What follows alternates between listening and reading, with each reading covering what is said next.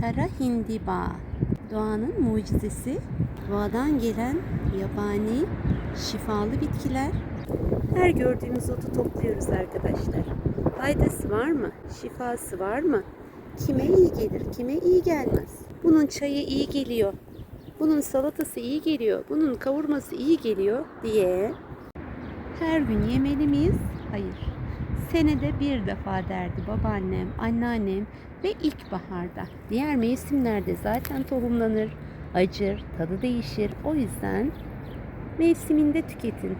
Bu da kara hindibaların tohumlanmış hali. Çocukken bunları üflerdik. Hala da üfleyenleri görüyorum. Hani şaka niyetine ya da böyle keyif için kimsenin olmadığı yerlerde üfleyebilirsiniz.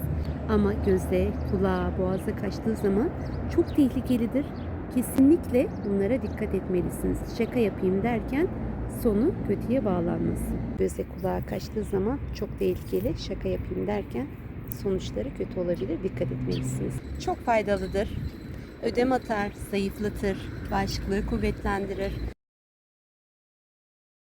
Bana iyi gelen kesinlikle size gelmez. Her gördüğünüz otu ben günlerce yiyeyim, ben günlerce saklayayım, ben günlerce dolabıma atayım. Kesinlikle ve kesinlikle bunları yapmamalısınız. Şöyle düşünün, her evde bulunabilen bir sarımsak, bir soğan. Soğan mesela çok faydalıdır ama midesi rahatsız olanlar için aşırı derecede zararlıdır.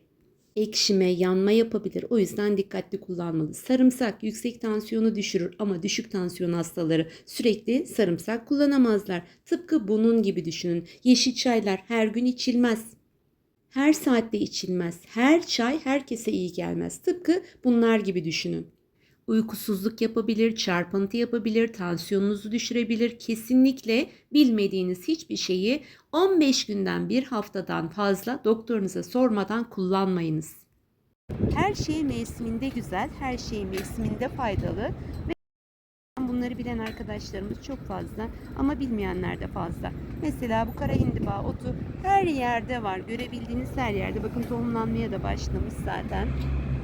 Ben alıp bunları toplamalı mıyım? Hayır. Çünkü neden? Bakın hemen yanı otoyol. Buradan egzoz dumanları o kadar çok buraya geliyor ki inanın her şey var burada. Treni de var, kamyonu da var, park eden aracı da var, yağ yakan arabası da var. O yüzden kesinlikle buralardan toplanan otlar yenmez. Yaprakları ve gözenekleri sayesinde egzoz gazını çeker, size fayda vereyim derken zararı olabilir. O yüzden bir de Ali'ye iyi gelmiş, Veli'ye iyi gelmiş, Ayşe teyze bundan iyileşmiş, Ayşe teyze şunu yemiş, Fatma teyze bunu yemiş derseniz kesinlikle şifasını alamazsınız. Aksine zararı olabilir. Bunlara çok dikkat etmelisiniz. Egzoz gazı olmayan yerlerden, parklardan toplamıyoruz. Neden? Çünkü oralar kötü pis sularla sulanmakta ve hayvan pislikleri olan yerlerden kesinlikle toplamıyoruz. Çünkü hayvan pislikleri de toprağın üzerinde aylarca kalabilmekte. Bunun çayını yapmış, falanca zayıflamış, filanca içmiş, ödem atmış. Kesinlikle ilaçlarla etkileşime geçebileceğini asla unutmayın, olur mu? Tansiyon hastasıysanız belki tansiyonunuzu yükseltebilir. Şeker hastasıysanız şekerinizi yükseltebilir. Düşük tansiyonunuz varsa tam tersine yükseltebilir. Mesela kemoterapi hastaları bizim kullandığımız çoğu bitkileri kullanamıyorlar. Çünkü ilaçlarla birlikte etkileşime geçebiliyorlar. Bunlara dikkat etmelisiniz.